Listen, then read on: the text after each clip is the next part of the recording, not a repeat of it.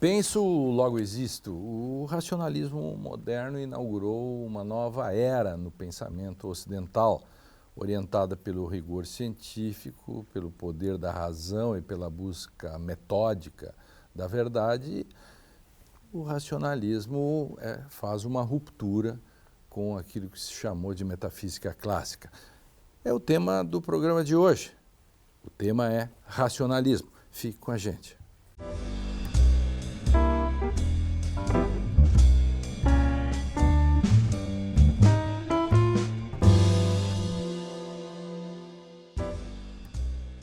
A crença na razão como forma de acesso à verdade, emancipação, liberdade e autonomia viveu seu apogeu durante o período do racionalismo, berço do Renascimento, do Estado moderno e do século das luzes.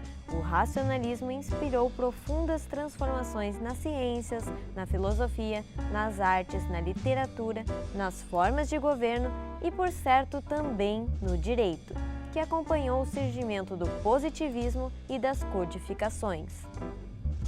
Ao que se deve o surgimento e a decadência do racionalismo filosófico e científico? Qual o seu legado? Os ideais racionalistas ainda inspiram a sociedade atual? Essas e outras questões você acompanha no Direito e Literatura, que está começando agora.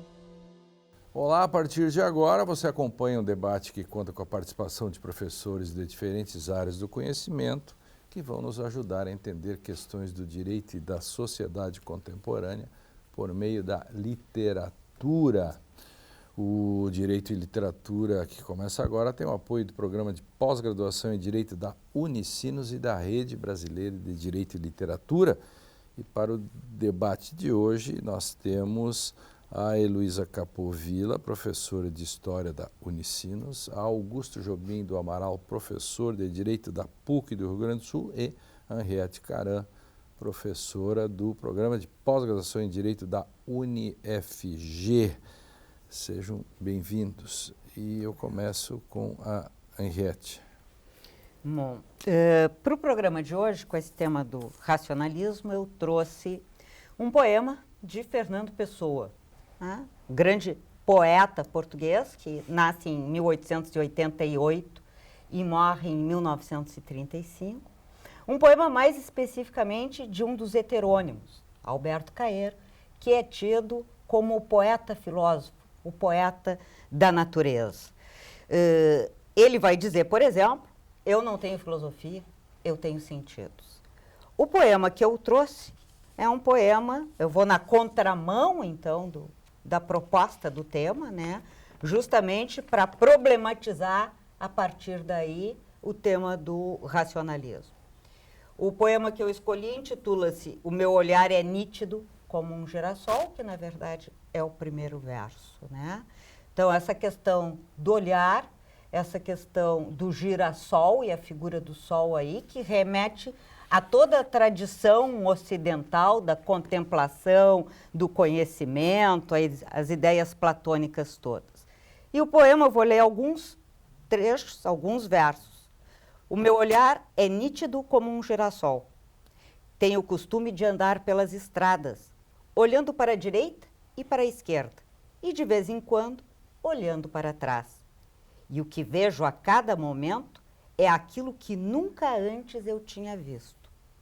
Sinto-me renascido a cada momento, para a eterna novidade do mundo.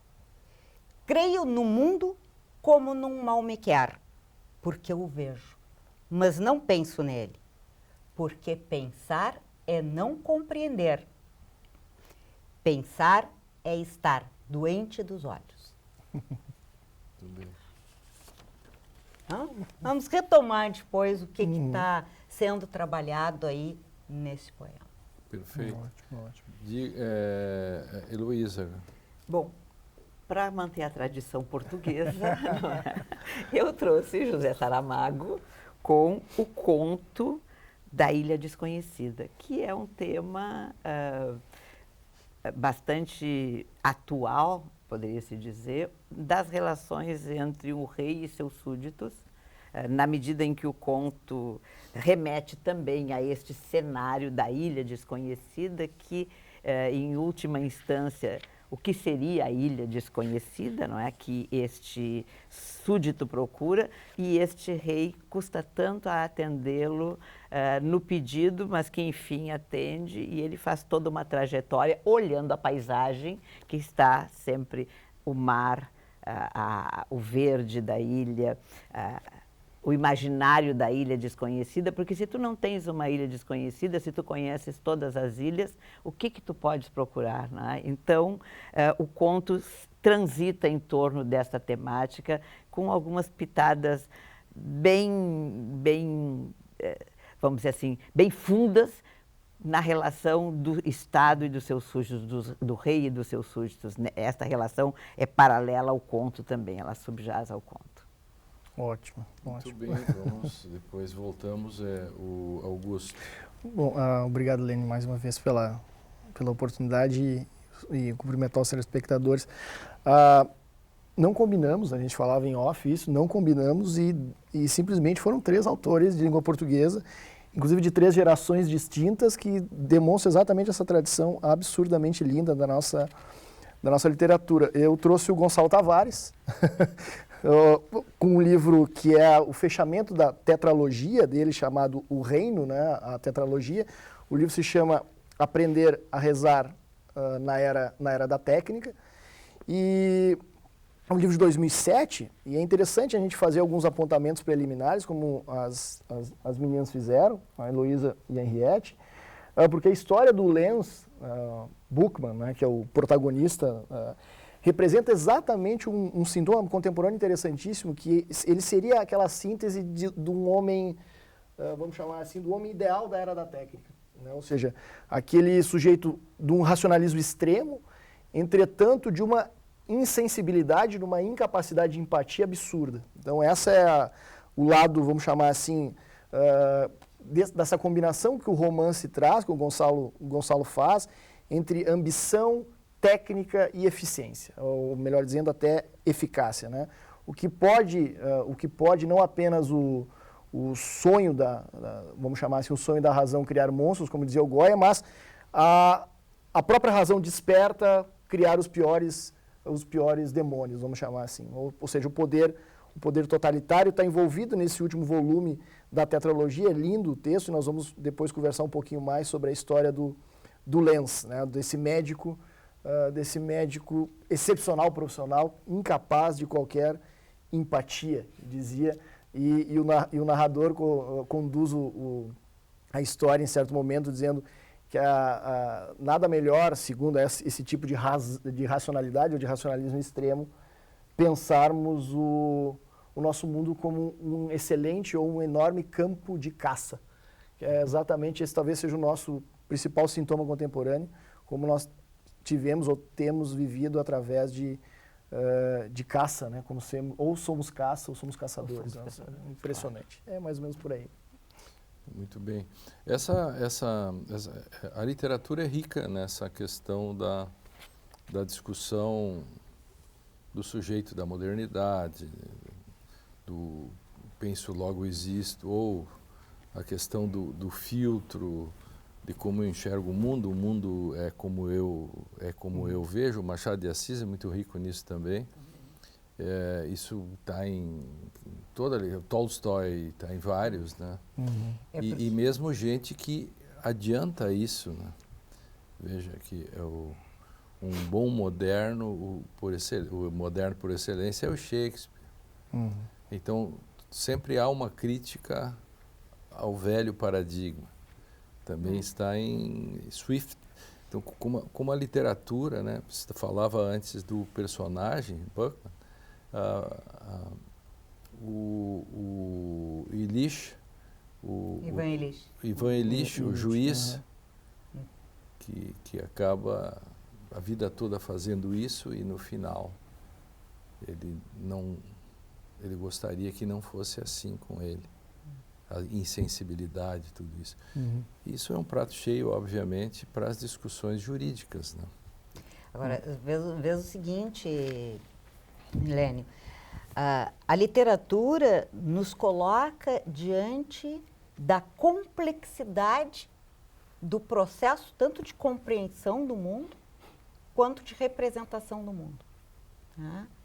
Então, e a própria literatura, a partir das diferentes estéticas, vai oscilar, né, entre uma prevalência da racionalidade, do elemento racional, aquilo que Nietzsche vai chamar de apolíneo, caráter apolíneo, né, que ele trabalha na origem da tragédia, ou o caráter dionisíaco. Né?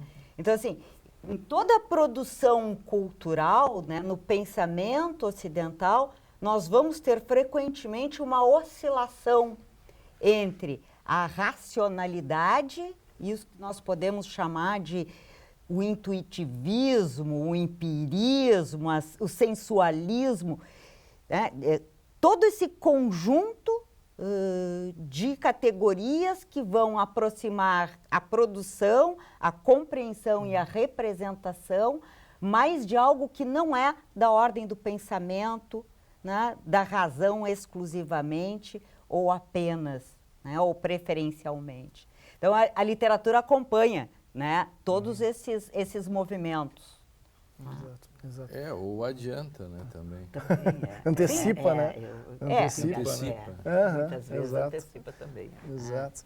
E desculpa, Luziane, não sei se ia te interromper, mas a questão que a Henriette fazia referência, não só da literatura ser vamos chamar assim, um para-raio nessa história toda, né, da civilização, entra uma outra dimensão importantíssima também, principalmente para o direito, né, que diz respeito às nossas, vamos chamar assim, uma pretensão racionalista, que não raro, dentro das dimensões jurídicas, não raro acabam atraindo os piores pesadelos, vamos dizer assim, né?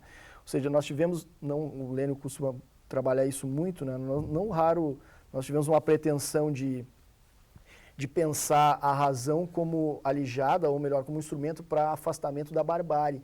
E não raro, através do pretexto da razão, nós instituímos a própria barbárie, né?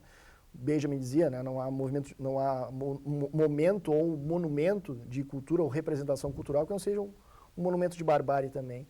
E vamos chamar essa ambivalência, vamos chamar assim, da razão nos traz essas dimensões sempre muito problemáticas, né, em termos de técnica, em termos de eficientismo, sobre o qual a gente se debruça o tempo inteiro, principalmente em termos jurídicos e hoje em dia em termos de, por exemplo, de punição, que é onde eu também, a gente acaba trabalhando, ou seja, sobre os pretextos de nós afastarmos os piores monstros construídos, nós exatamente construímos outros. Talvez muito piores, né? São os nossos dilemas. Né? O Alejo Carpentier tem uma frase, né? Com a liberdade, logo chegou junto a guilhotina no primeiro mundo. Exato. Então, essas questões. O Direito de Literatura faz uma pausa para um rápido intervalo. À volta a gente continua discutindo esse tema racionalismo.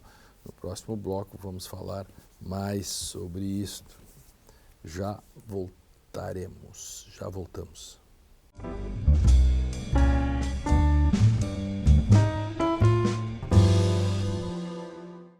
E o Direito de Literatura está de volta para debater o tema racionalismo. A teoria heliocêntrica de Copérnico, as leis sobre as órbitas planetárias de Kepler, as descobertas de Galileu. Essa nova ordem científica também introduziu transformações no modo de compreender o direito. E, nesse sentido, codificações, positivismo jurídico, enfim, tudo são avanços e que também apresentam efeitos colaterais. Sim. É interessante, a gente falava um pouco antes, Lênio, sobre essas dimensões não só de irracionalismo, porque se é para falarmos de razão, é falarmos também do seu limite, e é um limite interno, inclusive, que é a própria ideia da desrazão, né? E nem tanto relacionado à própria emoção, mas é interessante isso em termos jurídicos, em termos dos nossos problemas contemporâneos, em certa altura desse romance que o Gonçalo Tavares chama preciosamente de Aprender a Rezar na Era da Técnica, ou seja, quando tudo já se perdeu em termos simplesmente de uma redução a tudo a técnica, basta a gente rezar, literalmente, ou se desesperar, como a gente falava em off aqui, né? Mas, em certa altura do romance, ele diz assim, ó, inclusive o capítulo que abre, né? Fabricar o perigo, mas não o industrializar. É interessante o ter... claro, é um elemento de governo, evidente, né? E como os positivismos funcionaram e funcionam talvez até hoje na nossa racionalidade dessa maneira, diz assim, em certa altura, primeiro construímos um perigo sem origem identificável. A gente chama isso de terror, né? Mais do que medo, isso é terror. O terror é tu poder identificar a prêt-à-porter, identificar a la carte, né? de maneira a manipular aquilo que é uma origem pouco identificável, né? Construir um perigo sem origem identificável. Depois, forçar o movimento da população.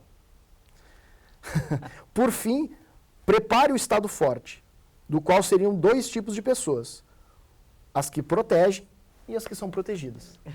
Né? Então, esse talvez não exista nada mais contemporâneo para se pensar a respeito do que toda a nossas crises envolvendo o nosso sistema contemporâneo, não apenas de Brasil, evidentemente. É um retrato de mundo de hoje, né? O mundo ocidental de hoje é muito... E são duas, e aí dá para fazer outra leitura também, essa questão da era da técnica, né? Isso me interessa muito, porque o dispositivo, Gestalt, que é uma questão que está em Heidegger, que é o último grande princípio epocal da modernidade, e eu vi uma charge genial sobre inteligência artificial, fazendo um texto que em breve publicarei, e que é genial. A cena é a seguinte, pena que eu não tenho aqui, a cena é a seguinte, as pessoas todas olhando o seu WhatsApp aqui, em fila, e sentados, 2 robôs sentados, lendo um livro. Não é genial? Estamos assim. Telespectador, vou repetir, as pessoas todas olhando o WhatsApp em fila, tipo militares assim, e 2 robôs com ar circunspecto, ar superior, lendo o livro. Sim. Quem é o humano nesse processo? Quem é que se desumanizou, na verdade, claro, né? Claro. Quem é o humano e quem se desumanizou, né? Porque a técnica também, a construção do perigo, fazendo a leitura B, eu construo o perigo. A técnica, só cuidado, ela pode me dominar. Exato. Ela pode me aterrorizar. Ela é o inimigo. Então, uma metáfora do inimigo também é a técnica. Eu construo o inimigo para lutar contra ele, porque com isso eu crio os protegidos e os desprotegidos, os protetores e os outros. Agora, o que é o extremo da técnica se não é a construção também de um inimigo? Claro. Que desemprega, que precariza o trabalho, que cria inteligência artificial, que cria EADs aos montes e que... Né, que cria e valida EADs aos montes. Exatamente, entende, Luísa? Isso me preocupa, né? Quer dizer, aonde a razão chegou. Sim. Não, e é interessante ver o quanto esses termos, né, Luísa, o próprio Saramago, evidente, e todos os demais autores nos trazem a pensar, né? Mas como isso fica claro quando trabalhamos, o Lênin falava de inteligência artificial, porque é um eufemismo, né? Porque não existe inteligência artificial, existem algoritmos, né? E algoritmos são dispositivos, e dispositivos são exatamente aquilo que implica de maneira manipulável aquilo que, inclusive, se antecipa de gostos, etc. Claro. Isso aí que nós pegamos, que como diz um autor que é um coreano muito famoso, hoje tem se lido muito, o Byung-Chul Han, né? Que ele costuma chamar no Sociedade do Cansaço, o neoliberalismo é o capitalismo dos likes. Né? É verdade. Exatamente, o capitalismo dos likes. Né? Exatamente porque não apenas a linguagem fica capturada, aquilo que a gente conversava em outros programas, né? Vira emojis, né? Os nossos signos ou significantes se tornam emojis, né? Se tornam algumas expressões superficiais, sobre o qual qualquer tipo de capacidade, inclusive de razão, Lênin, inclusive da razão no sentido mais rigoroso mesmo, se torna incapaz, porque nós temos que trafegar dentro de um horizonte racional, no mínimo através da linguagem. E como é que essa linguagem vai circular na medida em que ela é plana? Né? Na medida em que é 0,1, né? Não é o 0,1, 0,1, 0,1, 0,1, não é isso? Como é que isso não conta nada, números não contam, né? Diz o Bill Churran, né? Não é da ordem da narrativa, é simplesmente uma disposição contínua de 0, 2, 3, 4, 5, 6, ou seja, números não contam, números não narram nada. A palavra é dispositivo, né? O meu Hermenêutica Jurídica em Crise está fazendo 20 anos. E uma das críticas à dogmática jurídica e ao direito, e eu devo muito isso nos meus debates com o Ernildo Stein, que é a questão da transformação. Isso, há 20 anos atrás, eu disse, 21, o livro faz 21, agora, enfim, 20 anos atrás, eu disse, o direito transformado em dispositivo. Que claro, é uma redução absoluta. Uma redução absoluta. Esse é o ponto. E aí, por isso que a literatura é tão importante. Né? Ela vem fazer o contrapeso, né? Então, assim, a relevância da literatura para a praxis jurídica, sem dúvida. Né? Ela dá outra razão, né? Dá uma outra razão que não é. Sim, porque, na verdade, nós temos uma compreensão, algumas vezes, um pouco equivocada das funcionalidades da razão, né? Quando nós pensamos, por exemplo, do ponto de vista da psicanálise. O que significa a racionalização? Né? A racionalização é esse mecanismo de defesa onde eu apresento uma justificativa, uma explicação para um pensamento, sentimento, comportamento meu, de forma a torná-lo aceito, seja legalmente, seja do ponto de vista religioso, moral, seja do grupo, da comunidade. Né? As pessoas não dizem, não há nenhuma racionalidade nisso. Muitas vezes. Então, assim, eu dou uma explicação da ordem do razoável, que pode não ter nada a ver com o sentimento verdadeiro que eu tive, né? Com aquilo que me motivou, com a escolha que eu fiz. É só uma explicação que nós todos aqui vamos aceitar como racional, né? Então, muitas vezes, o racional esconde uma parcela de subjetividade. Aí que está o ponto, você levanta a questão, no direito você cria a trampa, você subjetivamente constrói um argumento razoável. Depois se chama isso erroneamente de princípio, princípio da razoabilidade. Qualquer coisa de Exato. Princípio, né? E aí você põe dentro dele o que você quer. Mas isto é de uma genialidade, né? Claro. E chama isso isso é uma racionalidade nisso. Ontem o professor Ricardo Tim de Souza chama razão ardilosa. A razão ardilosa. Exato. Pensar o direito hoje, eu estou completamente de acordo com o Lênio e Riete e Luísa. O quanto o direito não apenas tem se tornado esse pretexto, né? Mas, sobretudo, uma máquina bélica mesmo, né? Em termos contemporâneos, a gente consegue ver muito bem o quanto esse mundo visto como um imenso campo de caça, como diz o Gonçalo Tavares, nos coloca uma imagem, e aí a gente entra, evidentemente, com as questões de hermenêuticas, evidente, tanto da ordem da literatura também, o quanto dentro de uma paisagem como essa, ou a paisagem é uma coisa... Estou citando exatamente a passagem do Gonçalo Tavares em certa altura, né? Ou a paisagem é uma coisa que se pisa ou uma coisa que se vê. Né? Exatamente a distância completa daquilo que vivemos, né? Exatamente como experiência concreta e algo que simplesmente se manipula, né? Que se coloca a seu bel prazer. E o texto da Heloísa também fala nessa relação rei, enfim, quer dizer, um pouco usando a palavra, né, razão de Estado, razão do poder. Claro. Exatamente essa questão da justificativa. Da justificativa. Porque aparentemente a razão legitima, né? Sim. Dá um amparo de justificação. Ela dá, vamos dizer assim, chão para que as pessoas, para que o sujeito possa ali dizer, não, é isto. Há vários diálogos interessantes aí, né? O modo. Muito. Ele Ele tem o interno do sujeito se procurando, a tal da ilha desconhecida, tem o encontro do outro, tem o olhar da paisagem e tem o contato, e tem o olhar para o estado que é muito duro do Saramago. Ele não deixa, vamos dizer assim, ele não deixa para trás nada, na medida que ele diz, o rei não vai atender porque manda o outro, que manda o outro, que manda o outro, que termina na faxineira. É maravilhoso isso, né? E é uma realidade genial maior do essa, que o modo, quer dizer, o rei não pode, mas vai indo. Claro, e a faxineira senta na porta e faz. Mas um dia a faxineira, que pensava, por algumas razões dela, ela olha, não, o homem do barco é o homem que eu quero seguir. Ou seja, ela encontrou uma razão e passou pela porta das decisões. Essa passagem pela porta das decisões, ela diz, quem passa pela porta das decisões não volta atrás.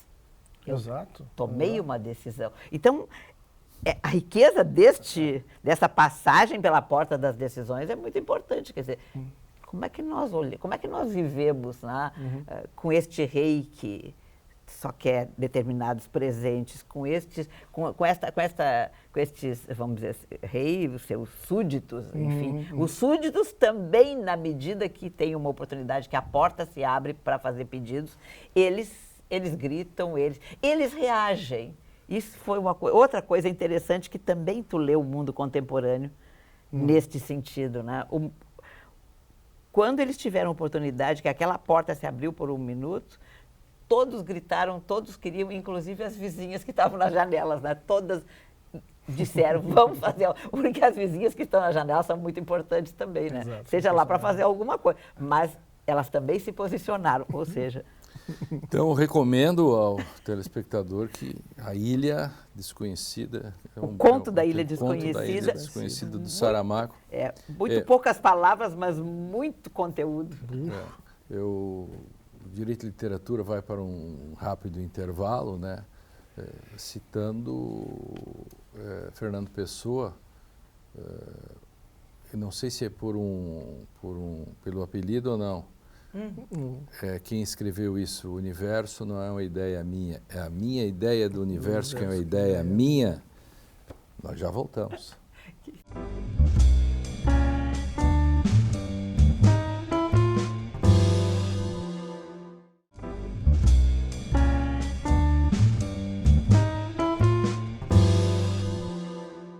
Racionalismo, esse é o tema do programa de hoje. Estamos de volta para mais um bloco. O racionalismo moderno traz o indivíduo soberano, né, como grande promessa em um curto espaço de tempo, porém se sai do racionalismo para posturas que beiram ao irracionalismo.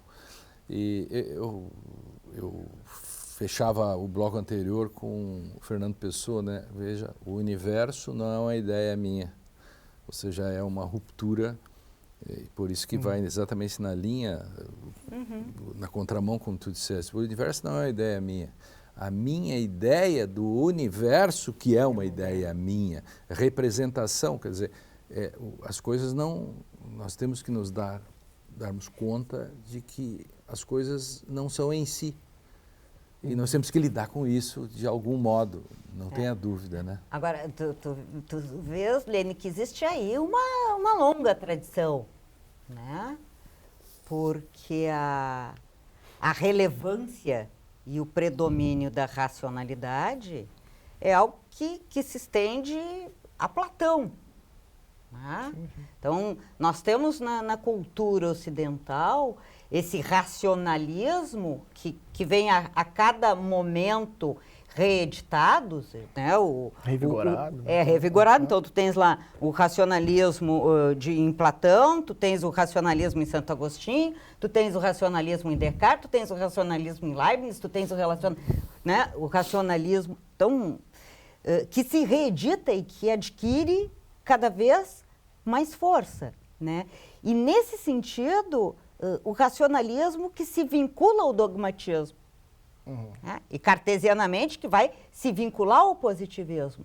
Então, nós temos aí o direito muito refém E por isso o contraponto que nós falávamos antes, né? Então, o caráter opressor e repressor, dogmático do direito, e do outro lado, a literatura com o seu aspecto lúdico, né? A literatura com a sua polifonia, com a plurissignificação, com a liberdade maior de representação, com a possibilidade de gerar, produzir, desenvolver a habilidade de empatia, né? O quanto é necessário esse complementar, né?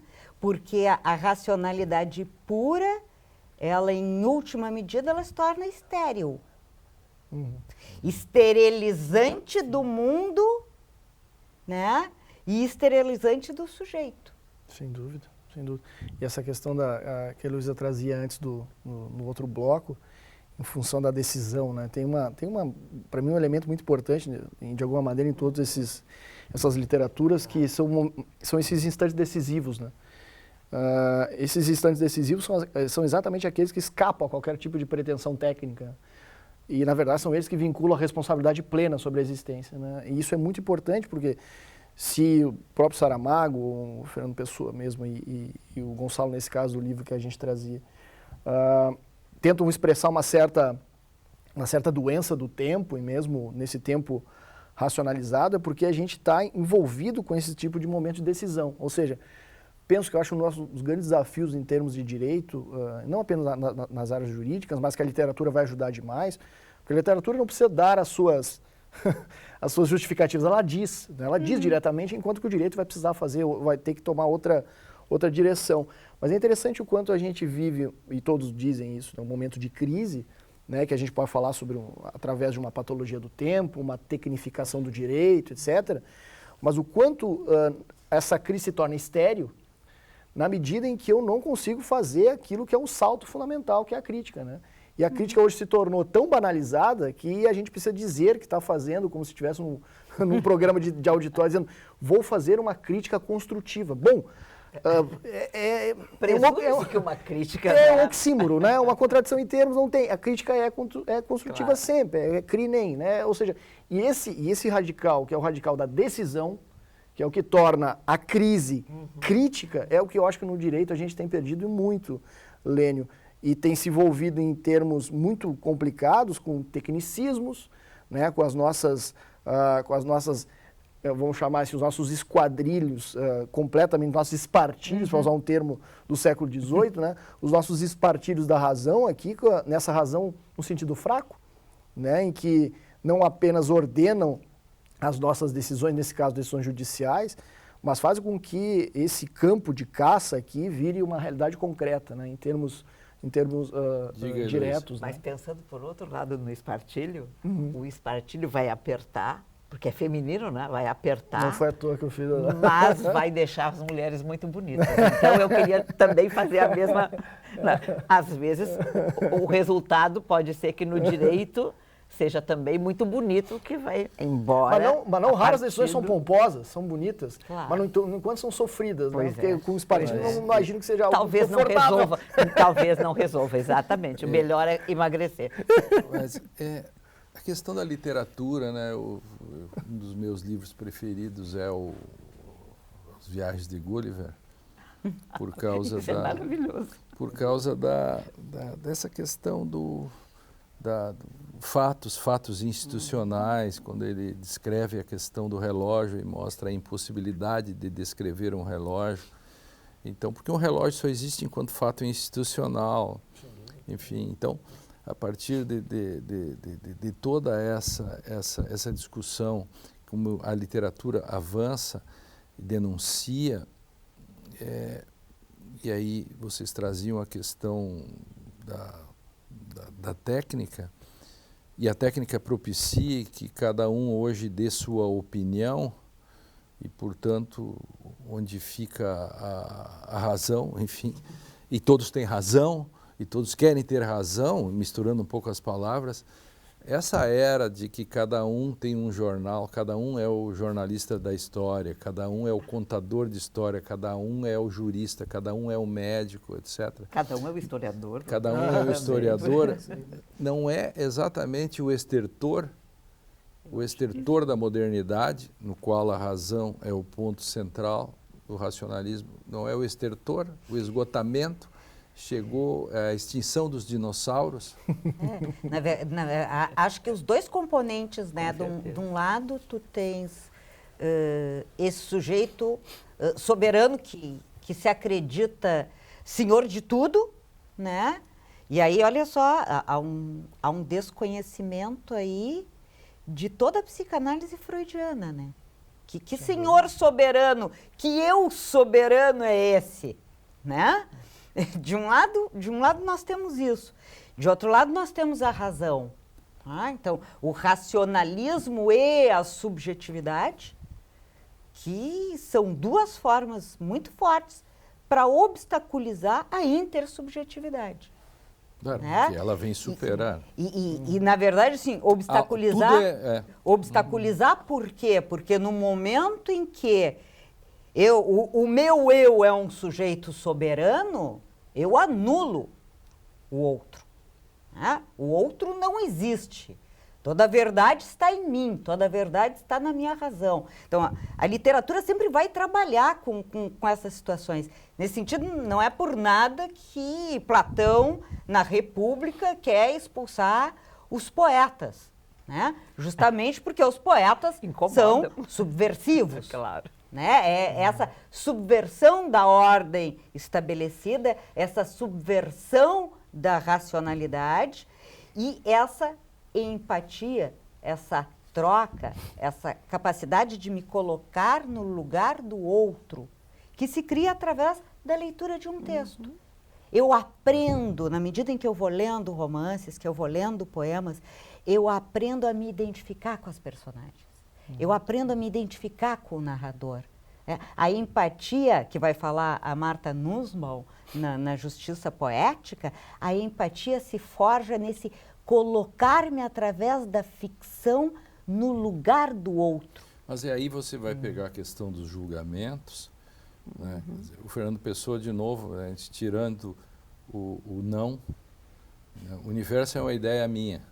Essa é a ideia do WhatsApp. O mundo é o que eu quero que seja. Sim. E eu não tenho filtro nenhum e azar o seu. Agora, imagina se eu julgo desse modo. Quer dizer, todo poder emana do povo e tem que passar por mim, quer dizer, uma questão meio... volta lá, Tomás de Aquino. Aí eu decido uma causa sua, Augusto, conforme que o universo é uma ideia minha. Aí eu coloco assim, o direito é uma ideia minha. Os fatos são uma ideia minha. A sua causa vai depender de uma ideia minha. Da minha. E aí você volta à questão da Henriette.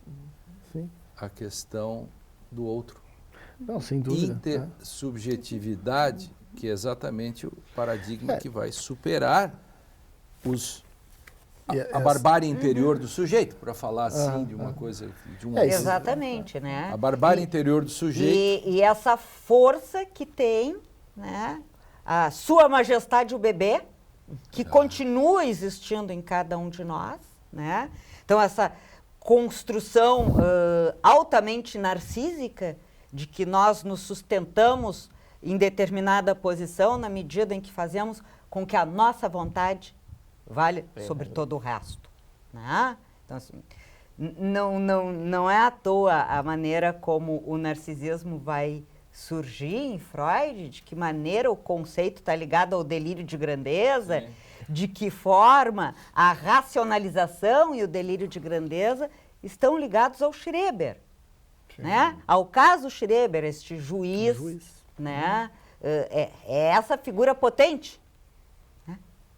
E se não houvesse, e se não existisse Kierkegaard, Heidegger, enfim, a intersubjetividade, a linguagem como condição de possibilidade, provavelmente a psicanálise teria fracassado. Ela precisa dessa... Se tu não reconhece o outro é pela linguagem, não é assim? Daí você tem que tematizar a angústia, que é aquilo que o sujeito tem, mas não sabe que tem. E aí você precisa de alguém que diga, tematize isso. E isso é feito pela psicanálise. Esses dias, uma das minhas netas tentando falar da angústia dela, dizia assim, eu tenho uma coisinha aqui, ó, Claro. vovó, eu tenho uma coisinha aqui. Eu não tenho palavras para te falar. Sempre vai eu faltar sinto uma palavras, coisinha. Quando as pessoas dizem, o telespectador vai saber, e se envolve todos os dias, Heloísa, nisso, Claro. né? As pessoas, né? Assim, cara, eu não tenho palavras para te dizer isso. Não tem mesmo. Você não tem a palavra e logo você não vai conseguir Claro, dizer. claro.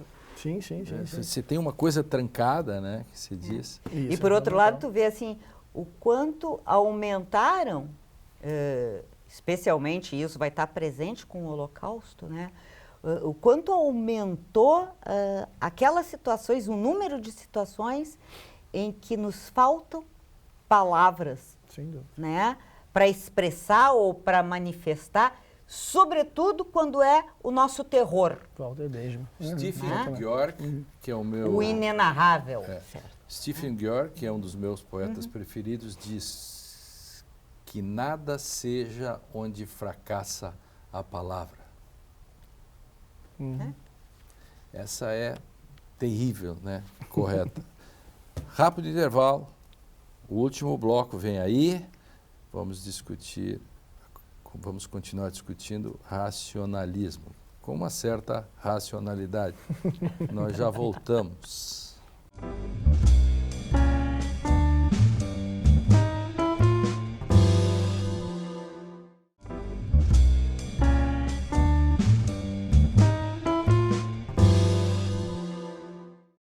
Estamos de volta para o último bloco do programa de hoje, que discute racionalismo, né? No mundo de hoje ainda há espaço para uma espécie de síntese humanística universal, nos moldes em que pretendia o racionalismo iluminista, que se entende, enfim, por iluminismo, né?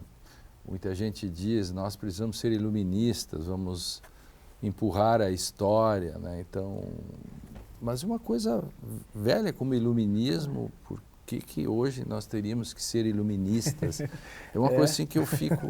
Eu fico inquieto, né? Eu fico inquieto com isso, Não, é uma dinâmica muito interessante da nossa época, né? Ou seja, na medida em que a gente primeiro não percebe muito bem o que significa os tais iluminismos, porque nunca existiu o iluminismo no singular, né? Como não existiu o romantismo alemão no século XVIII, como se fosse o romantismo alemão, né? Mas é importante ver o quanto talvez essa remessa, esse pedido de ajuda, né? Quase que um desespero de dizer voltemos a ser iluministas, tem algo a ver com aquilo que a gente conversava antes Não, e para não ser iluminista, né? Claro. Claro que não, exato. É para não ser, eu quero ser para não ser, porque Sim, no sim, fundo um pretexto, é claro, uma justificação disso, né? Então isso e quando a gente fala hoje aí no intervalo a Henriette levanta a questão que eu passo para você, está na linha, você está dizendo que numa crise do legalismo, por exemplo, você não pode abandonar a questão legal. Claro, com certeza. Ao contrário, evidente, numa sim, crise do legalismo, evidente. você tem que buscá-la. Exato. Buscar a própria legalidade. Exato. Porque ela pode ser um instrumento contra a barbárie. Claro. Por isso tu tens que voltar. Tu dizes, volta para o racionalismo, porque lá havia esta certeza, ou esta verdade, ou este caminho. Se hoje está perdido, a tentativa de dizer volta pode ser uma saída. Mas uma saída perigosa no Claro. sentido da captura do tempo. Sim, Porque a distância temporal é um amigo e não um inimigo. Então, no direito, por exemplo, eu tinha uma perspectiva no século XIX, mas eu não tinha Constituição. Eu sem não tinha dúvida. outra... O que eram as Constituições? O que era o direito nessa época? Exato. E o que ele é hoje, com seu grau de autonomia, etc. Então, qualquer salto para trás, com certeza para o direito não vai fazer bem. Não, com certeza, né? A gente tem perdido algumas referências, sem dúvida nenhuma. Essa referência da experiência, né? Não só a experiência jurídica, né? Mas aquilo que a Henriette falava, né? Não raro, e a gente tem uma pretensão também, em alguma dimensão na razão, em achar que esse tipo de experiência do trauma, por exemplo, né? Quando falavas bem, tem um texto do Walter Benjamin que conta exatamente isso, né? Quando todo mundo pensava que o trauma da guerra ou a experiência da guerra pudesse trazer uma experiência àqueles né? Aqueles soldados que voltavam, eles voltavam sem conseguir verbalizar, né? Ou seja, sem ter linguagem para tanto, né? Ou seja, isso é importante, né? Ou seja, as reverberações da guerra, nesse caso, o trauma, não necessariamente vai trazer uma grande experiência no sentido de uma capacidade de linguagem, ao contrário, né? Nos impede, às vezes, não, raro de ver isso. Né? Essa análise a respeito do narrador, né? E de que tipos de narradores nós podemos ter hoje, né? E quando um sujeito diz eu e narra a sua história, o quanto a linguagem é suficiente para falar do trauma, do abandono, da angústia, do desespero subjetivo desse sujeito, né? O quanto eu consigo encontrar no outro alguém capaz de compartilhar a minha dor, que torna possível, né, eu produzir um discurso. Porque o outro está necessariamente presente no discurso que eu produzo, né? Há sempre um outro para quem eu dirijo esse discurso. Eu falo para alguém sempre.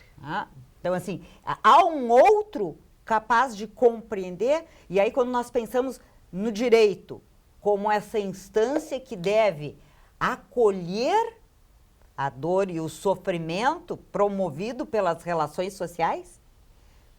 Conversava com uma aluna na especialização em psicanálise da Unicinos, uma aluna que é defensora pública aqui no Rio Grande do Sul, e ela me relatava assim, o que eu digo para uma pessoa pobre que não tem o que comer, que está com a luz cortada porque não conseguiu pagar a luz e que tem uma expectativa de que a justiça, de que o direito vai ampará-la na sua demanda.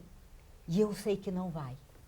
O que eu digo? E o que eu digo essa questão. Tu tem palavras para isso? E com que racionalidade eu consigo dizer alguma coisa aí? Não dá conta, a racionalidade não dá conta. Sem dúvida, sem dúvida. Não dá conta, né? Não tem como. As coisas são mais complexas que os seus conceitos, né? Sem dúvida, sem dúvida. O nosso problema vai ser sempre, na minha opinião, né? Sempre que em qualquer ramo, vamos dizer assim, ou qualquer dimensão da razão, ela não apenas se torne autossuficiente, mas ela não veja algo outro, inclusive, que para além dela. Que isso é a capacidade do juízo, porque a capacidade do juízo é exatamente aquilo que eu consigo não apenas me afastar, mas me ver enquanto, ou ver enquanto outro, né? Essa é o grande desafio, né? Sempre tem autores que para mim são sempre muito importantes, o Walter Benjamin é um deles, né? Mas outros e que vão debater com essa dimensão do dizer, né? Do dizer e do dito, né? Não raro a literatura tem essa riqueza enorme porque ela é capaz de dizer, né, e de outro modo, né, que não esse modo simplesmente encastelado não apenas numa ideia de razão, mas na ideia de que a própria linguagem possa dar conta dela, né, e ao mesmo tempo nós não podemos abrir mão dela, não. Então esses são os dilemas em que vamos chamar assim, o dentro e o fora da própria razão jurídica ficam complicados, né, são elementos contamináveis, né. O problema é que de fato, concretamente no mundo jurídico, em que essas reverberações de guerra mesmo, que são estampadas na literatura, se tornam algo concreto e vivenciável no cotidiano que a gente tanto experiencia. Isso. Como é que a gente vai... como representar isso nas instâncias institucionais de maneira minimamente razoável? Né? Por isso que os poetas e os pensadores são os vigilantes da morada do ser, né? Eu vou puxando a brasa para o meu assado, né? A linguagem é a casa do ser, né? Die Sprache ist das Haus des Sein, in das Haus wohnt der Mann. Nessa casa mora o homem. Os poetas, né?